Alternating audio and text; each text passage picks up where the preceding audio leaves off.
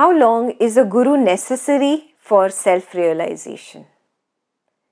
Guru is necessary so long as there is ignorance.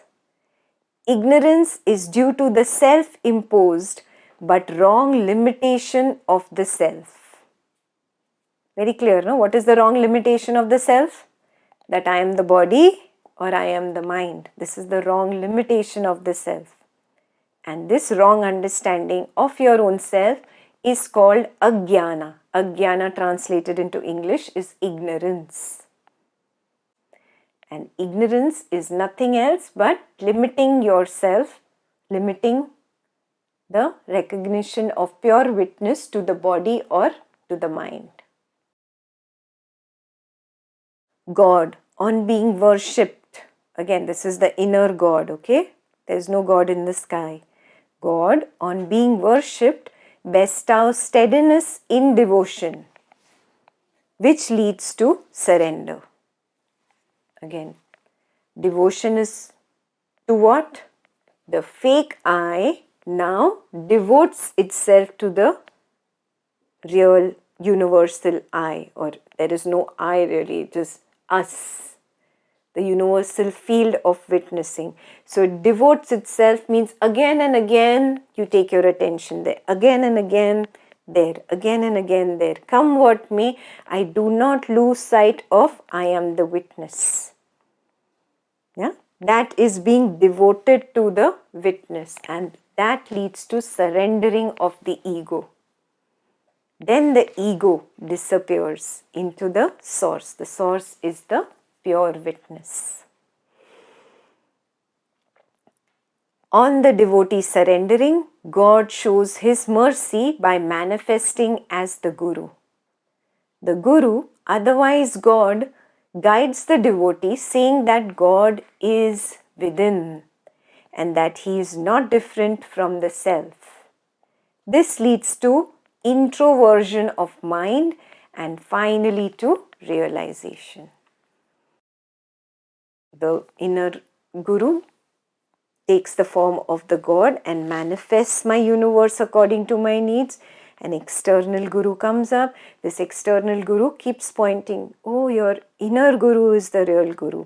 The God within is the real God. And that is also the self, the pure witness. You remain there. This leads to introversion of the mind. This please highlight. I'm going to explain this at the end a little more with the different paths and why different paths came up. Why Bhakti Yoga, Karma Yoga, Jnana Yoga, why Buddha's path, why Advaita. Yeah? Only one purpose, introversion of the mind so that I see God inside, Guru inside and the self inside, nothing outside. Yeah? And that only leads to realization finally. If grace is so important, what is the role of individual effort? Effort is necessary up to the state of realization. Did you get this? Yeah? Effort is necessary up to the state of realization. Realization is awakening or enlightenment. Till that time. Even then, the self should spontaneously become evident, otherwise happiness will not be complete. Up to that state of spontaneity, there must be effort in some form or another. Let me explain that. He's saying, when you get established, when I told you, that opening happens and you just sink into the witness, into the knowingness, that always happens instantly. It's spontaneous, in a second, in a flash. Yeah, you cannot say that, oh, I went step by step, step by step, step by step, step by step, and I opened the door and went in. That's only the practices that help do the introversion of the mind are step by step, and finally, instantly, you get established in the witness, in the knowingness, in the self. Yeah. So you get glimpses before, you make an effort before. It is all the introversion of the mind. You're working on the mind to stop being involved so much here and recognize who am I. Yes, it happens in an instant. Some of us have already experienced it, are already there. Some of us need some more time, and that's fine. That's fine. We'll all get there. But what is he saying? It happens spontaneously, instantly. Yes? It just opens up. It's just a complete opening up suddenly. Till that time, effort is required, he's saying. Very clear why he explained the spontaneity? Till you experience that spontaneity, some or the other form of effort is required so that my mind is introverted. Means moving in the correct direction, looking in the correct direction. There is a state beyond our efforts or effortlessness. Until it is realized, effort is necessary. That spontaneity is not in my hands. I cannot say it should happen on this day at this date. No, it's not in my hands. It'll happen when it needs to happen. It's a natural opening up. It opens when it needs to open up. Till that time, I need to keep doing my effort. Effort is necessary. After tasting such bliss, even once, one will repeatedly try to regain it. Having once experienced the bliss of peace, no one wants to be out of it or to engage in any other activity. Obviously, once you have tasted peace, then how can anything be greater than peace, right? Then you want to just be there. Just be there. Yeah. So unless you have tasted it, you will not know it. And of course, you cannot put a condition when that window should open. It will open spontaneously. And when it opens, you will know, you will get that glimpse. And you will fall, okay? I'm telling you right now. You will get this glimpse and then you will fall again. Why? Because of my previous habit patterns, they pull me. My conditioning pulls me. But now I know the way. I know the house where God lives. Yes, I have found my home. I have found my destination. Yes. The only thing is, on those steps leading to God's house, there is oil that is spilled. And I keep slipping on that oil. And I come back down. You've played snakes and ladders, no? One snake of temptation will bite you and right from 99 you will come down to 9. Again you will start climbing up, but now you know your way up. Now it's very easy to get there. Yeah. So even if you slip, you'll get back. You'll slip, you'll get back. You'll slip, you'll get back, and a moment will come when you'll stop slipping. That's it. Job done. Yeah. Is divine grace necessary for attaining realization, or can an individual's honest efforts by themselves lead to the state from which there is no return to life and death? Divine grace is essential for realization. It leads one to God realization. But such grace is vouchsafed. Vouchsafed means granted only to him who is a true devotee or a yogi. It is given only to those who have striven hard and ceaselessly on the path towards freedom. Again, who's this divine grace? Some God up there? No. When I said I have reached God's home, it is here. Yes. Now the strength of that pure witness, that glimpse that you got, That is the divine grace. Till now it was the Guru's grace who used to come up and say, this is the right direction, this is the right direction. Intelligence function in us is the Guru that tells us, move in this direction, move in this direction, move in this direction. That inner voice is the Guru's grace. The moment I get a glimpse of that realization, of the witness and being established there, and that complete recognition that this is all dreamy and this is who I am. Please don't imagine some great exhilarating moment. There are cartoons out there that show that, people expect that you're going to be on the 7th cloud like this sitting, and your third eye will open and there is light, and you imagine this is enlightenment. But really, the other page shows the cartoon where the person is sitting like this on the bed, all afraid, oh my God, this is what was enlightenment. Yeah, like I told you, the ego finds it something new. It's like hit hard. Yeah? So don't imagine it as anything different other than being in the witness and being there, established clearly. Yeah? No imagination, no big story creation in the mind. Yeah? Simple, a recognition, an absolute recognition, I am the witness. That's all. It's that simple.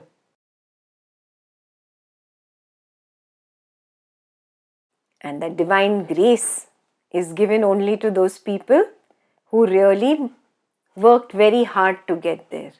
Means you got to that realization. Now divine grace will again help you because you fell down the oily steps. Again you'll walk back up. This time it will be divine grace helping you walk back up, not Guru's grace. Guru's grace is that intuitive voice, that inner voice that is helping you right now to move towards that point of realization. Very clear? It is helping you choose the right path. It tells you, no, this is right, this is noble, don't go that way, this is right. It speaks softly, that is the inner Guru. This is clear? That inner voice telling you at the right time, the right path, is the grace of the inner Guru. That is clear? Inner Guru clear, grace of the inner Guru clear. Yeah? Now I keep working on myself and I get enlightened. I reach that stage where the realization happens spontaneously, naturally, on its own. I kept making efforts and it just opened up. Yes? But like I told you, you will fall. Why? Because of previous habit patterns, ego will come up, fear will come up, I will fall. Now what will help me back up? Now divine grace. Because now I have entered the door, I have entered God's house. Now that same inner voice becomes very strong.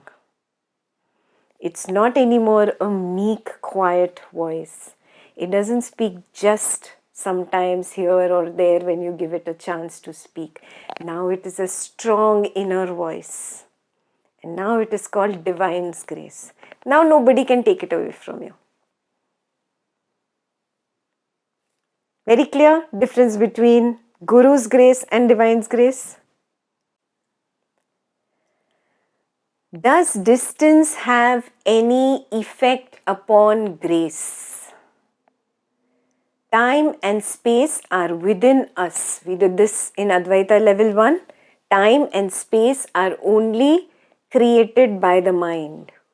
And how do you understand this? Even in your dream level has its own time and space.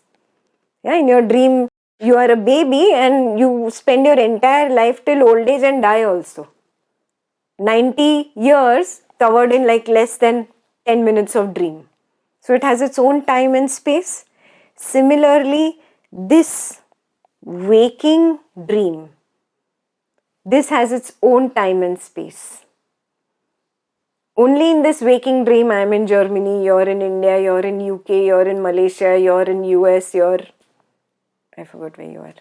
So only in your dream do you have this time and space. These are creations of the mind.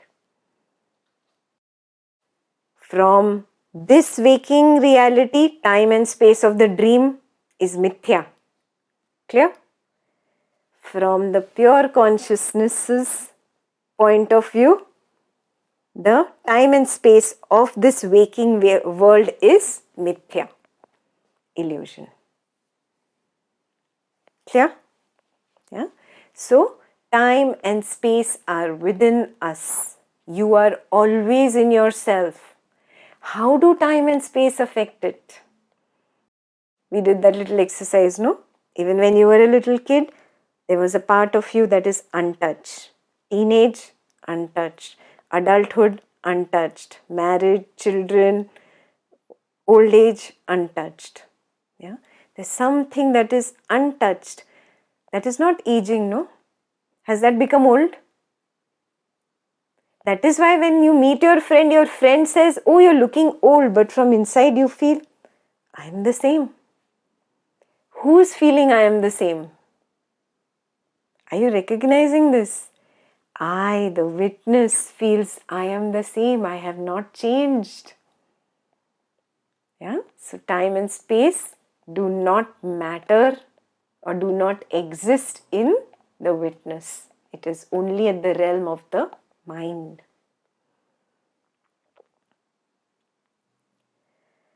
On the radio, those who are nearer hear sooner. You are Hindu, we are American. Does it make any difference? He says, no. Yeah, it doesn't matter where you come from. It doesn't matter whether you're Hindu or Muslim or Jew or Christian. Enlightenment is equal for all. There cannot be a Hindu special enlightenment for Hindus only. Reserved category. ऐसा नहीं होता है, okay? Get out of this thing. There is no special enlightenment for Muslims. There is no special enlightenment for Christians. Similarly, there is no special enlightenment for Brahmin caste. This caste system was also there in India and still prevalent today. Brahmins are greater, Shudras are lower. Wrong understanding. Absolutely wrong. This creates divide in society. This only increases more problems in society. You're not spiritual if you believe in divide. Forget about it. Yeah? And enlightenment is far away for the person who creates the divide, in fact. Today there are religious leaders creating divides. They bring politics into religion. Religion is not pure religion anymore. Yeah? That is why spirituality has separated out of religion. Pure spirituality is only about who I am. Stick to that path where it is absolutely pure, devoid of all these divides of Hindu, Muslim, Brahmin, Shudra, white, black, whatever. No divides. No rich, poor. No divides of somebody who has more money and somebody who has less money. Somebody who is prettier and uglier, or people working in Hollywood, Bollywood, all Ambanis and Tatas, and people who are middle class. All divides. Wrong. Recognize it. The moment you see these divides somewhere, exit. Not my path, not my path, not my path, not my path. This will increase more suffering in the world. Your path, you should be very clear. It's here. That which does not create divide. That which takes me to that realization that we are all one. All one. Black, white, Hindu, Muslim, American, Indian, whatever, rich, poor, all of us are one. Yes, that is the highest point of spirituality. Yeah, where you see everything is one. Very few gurus, very few spiritual teachers reach this point. Yeah, I've told you, there are levels in enlightenment. The highest level is of oneness. Yeah, very few teachers, very few gurus, very few enlightened people reach this last level of complete oneness in all. Very few. And they were the true teachers.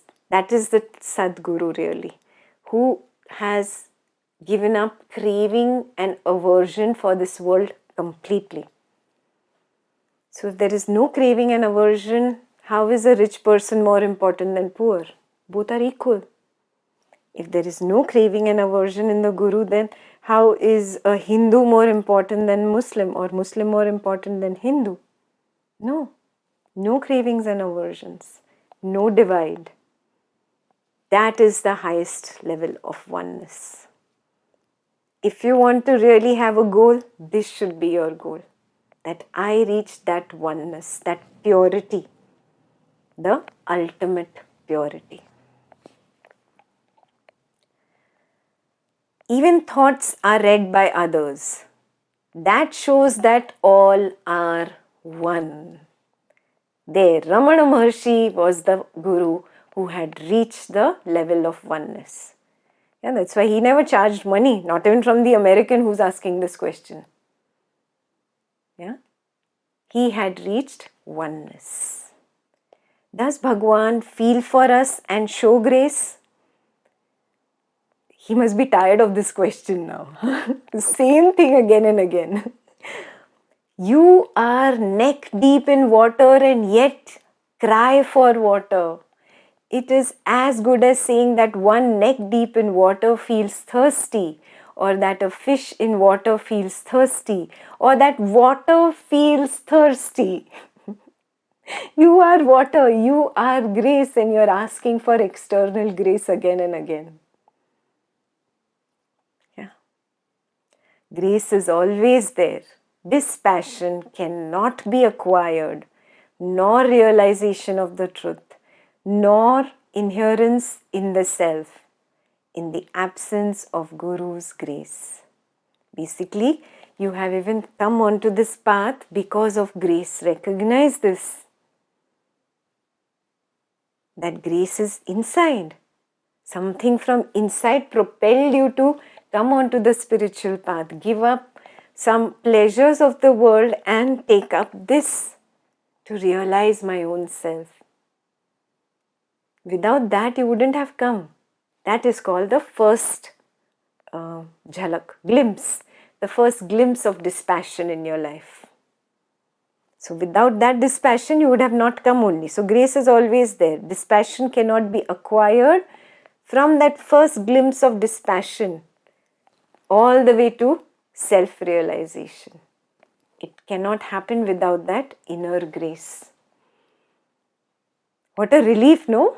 That the grace is here. It's not external. I don't have to go looking for it externally. Yeah. I was simply lost in the conditioning of the spiritual path. And now I have found the real truth within.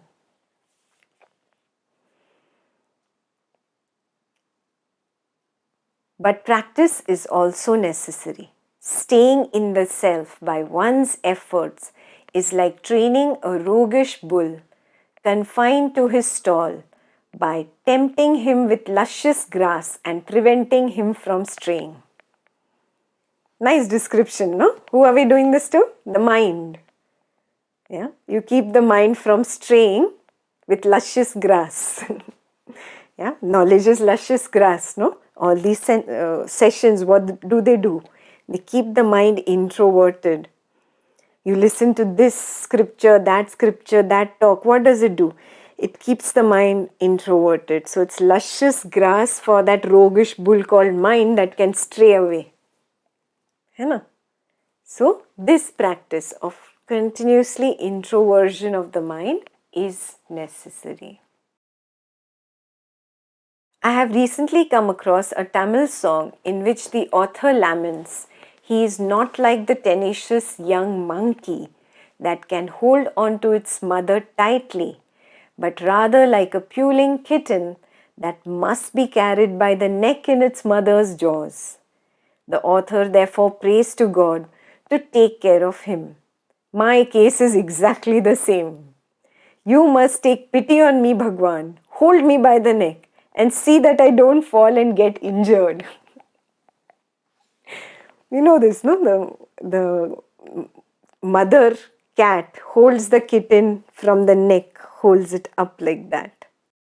So he's saying, I'm like that little kitten. I am not like the monkey who holds on to the mother. I need my mother to hold on to me. Again and again, he has to answer the same question. Yeah, so he's saying, you hold me by the neck and see that I don't fall and get injured. What does he answer? That is impossible. Please highlight that. That is impossible. It is necessary both for you to strive and for the Guru to help. There's no lies where Ramana is. No lies, no deception. He's not telling you, yeah, you drop everything. Guru's grace will take care of everything. He does not deceive you. He tells you point blank as it is. You make your effort to look within again and again, and my job will be to again point towards the inner Guru to help you look inside again and again. I will continue as long as you continue your efforts. Baki, other than that, I will take you. It is impossible. This is what I love about him. Ramana, Buddha, Nisargadatta Maharaj, point blank honest. They didn't care for followers. You want to come, you come. I am not looking for fame or name. I'm not thirsty. I'm not a craving thirsty guru looking for followers. I'm not a craving thirsty guru looking for money or name or fame or whatever, praise or politics or power. None of this lured them. They were very point blank and clear. You make your effort to look within. My job is to keep reminding you look within, and I'll keep doing my job as long as you do your job. I really love these honest people. Yeah? And if you're the honest type, that means you created your universe for Ramana Maharshi to manifest in your life. Hai na? How long will it take for one to get the grace of the Guru? Why do you desire to know? To give me hope. Even such a desire is an obstacle. Another thing to highlight. If you keep looking for external grace, it is craving. Yeah, we are looking to drop craving. If you keep looking for external blessing, you bless me, you give me grace, then I am only hankering more. I am only lusting more. I am lost in karma. Yeah? And that will be my obstacle because I will keep looking outside and I will not look within. Even this hankering for external grace or external blessings is an obstacle. The self is ever there. There is nothing without it. Be the self and the desires and the doubts will disappear. You just be. Remain that witness again and again and again. You will see the desires disappear, the doubts disappear, and following that up and close, suffering disappears. You hold on to that detached aspect of who you are. Grace is the beginning, middle, and end. Grace is the self. Because of the false identification of the self with the body, the Guru is considered to be a body. But from the Guru's outlook, the Guru is only the self. The self is only one, and the Guru tells you that the self alone is. Is not then the self your Guru? Look within. Is not then the self your guru? Where else will grace come from? It is from the self alone. It is from the witness alone. It is from the knowingness alone. It is from the awareness alone. Manifestation of the self is a manifestation of grace and vice versa. Means, if right now you can recognize the pure witness, that itself is grace. Can you recognize the witness? The witness is acknowledging that it is looking through the eyes at Ekta on the screen. Yes? That is the witness. Behind the mind is the witness, and this is grace. Yeah? You are bestowed with grace right here, right now. All these doubts arise because of the wrong outlook and consequent expectation of things external to oneself. Nothing is external to the self. All your doubts are only because of all the spiritual conditioning that you got from outside. Grace is here, God is here, blessings are from here. All this conditioning is what caused this doubt to arise. Drop all this external wrong conditioning, look within and come to that final realization that there is nothing external to the self.